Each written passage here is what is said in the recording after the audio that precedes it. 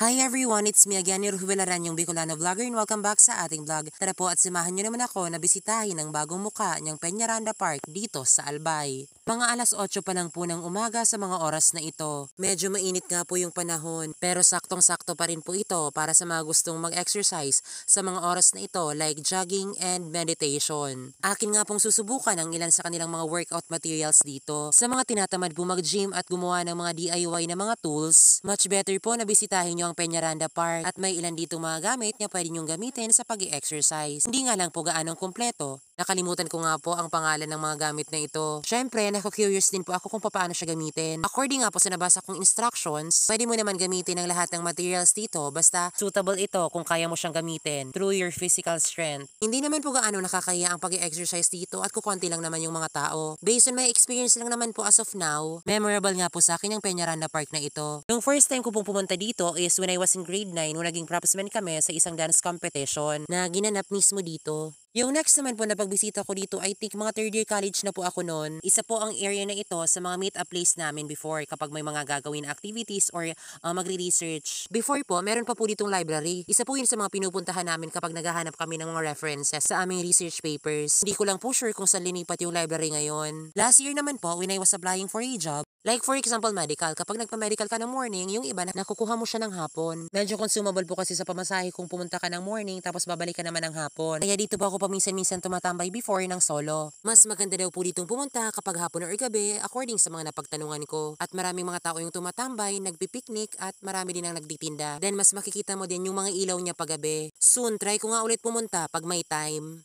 In this part naman po is the chest area. Kapag gusto nyo maglaro, then pwede din po dito yung mga friends, yung mga may partner. Pwede po kayo dito mag-date, umupo at mag-usap.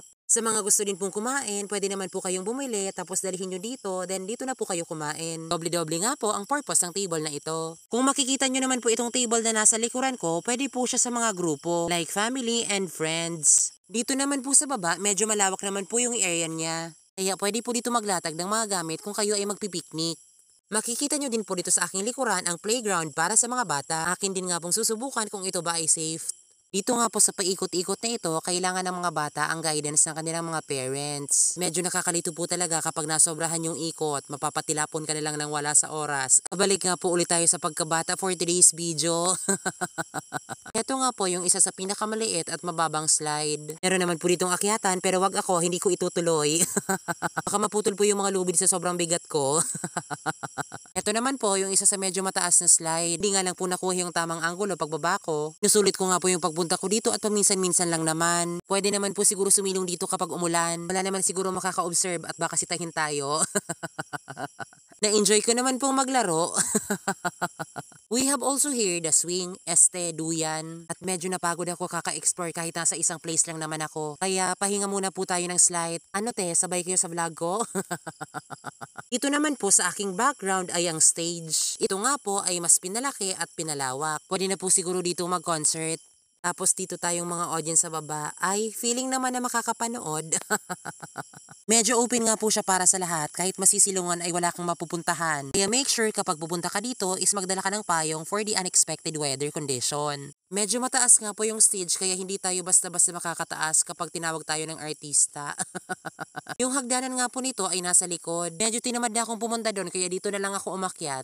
Visit na din po tayo sa isa sa mga simbahan ng Albay to surrender our worries and struggles. It may be difficult pero sana malagpasan. That's life naman po. Sometimes we need to be ourselves for us to survive. Ayun lang naman po in this video. Thank you for watching. Until next time. Bye-bye!